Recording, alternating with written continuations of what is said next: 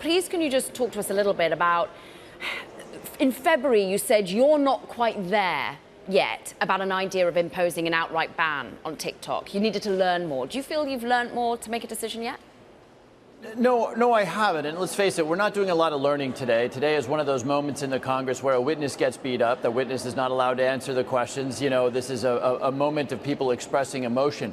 And I think, look, I've said this before. I work a lot in national security. TikTok is not on my phone. It's not anywhere near my phone. And people in sensitive positions, because, of course, TikTok is probably more accessible to the Chinese government than most platforms, shouldn't be on anybody whose phone who does this stuff. But look, an outright ban, this is a deep breath moment, right? Because the American people need to reflect on the equities associated with saying, sorry, the federal government is not going to let you use this media. And my question is, where's the limiting principle? What if all of a sudden we get really angry at Belarus? Does that mean that we ban access to Belarusian newspapers? All I'm saying here is that we need to think about what we really want to do about this. The CEO apparently this morning offered the idea of moving the servers to a non-Chinese country, to the United States. I think he said they could contemplate an ownership change. But before we all get on the bandwagon of having the federal government ban Americans' access to a particular media, we do need to reflect on what's the limiting principle? What does that precedent establish with respect to the power of the federal government? It feels as though you're aligning yourself in some way with your constituents here. 150 million people use this app. But what would you like to see other than moving servers? Would a nice balancing act for you be a sell-off in some way? And what do you think to China's reaction earlier today, the Commerce Secretary there saying, well, that's not going on unless we approve it? Well, I think in this instance, I'm actually not aligning myself with my constituents. I'm drawing on what I know about Chinese capabilities and what I know about the Constitution of the United States and the First Amendment. What I can tell you is that the Chinese are pretty darn good at breaking into anything they want to break into. They're not the only ones that are good at that.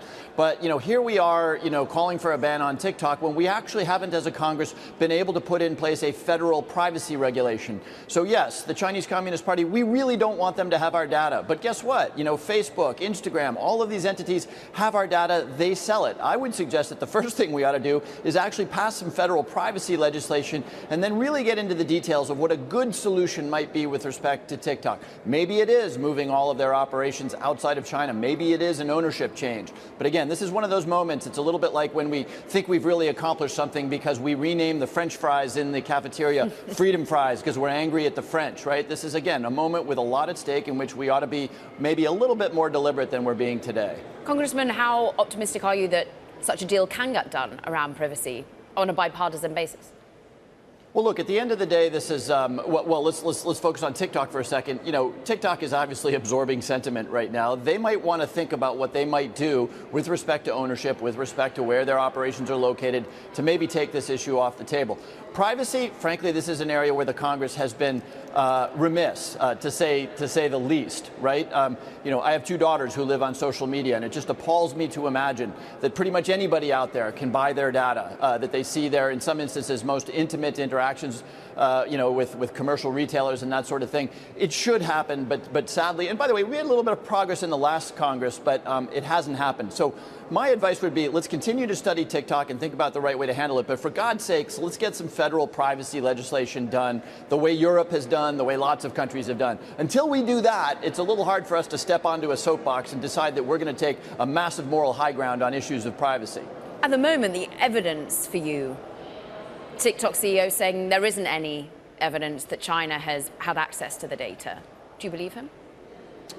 I don't have any information either way. I can tell you, though, as a member of the Intelligence Committee, that if the Chinese want access to that data, they will get it. They might not tell TikTok, but the Chinese are adept at breaking into pretty much anything they want to break into. And by the way, that's something to think about, even if all of a sudden the servers were located in the United States.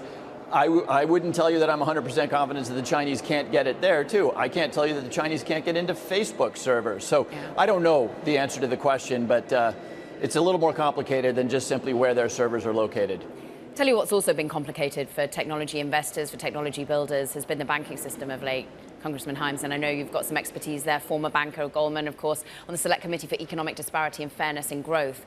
How concerned are you at the moment that companies that are building have access to funds that they need and have, well, security in the overall banking system here in the United States?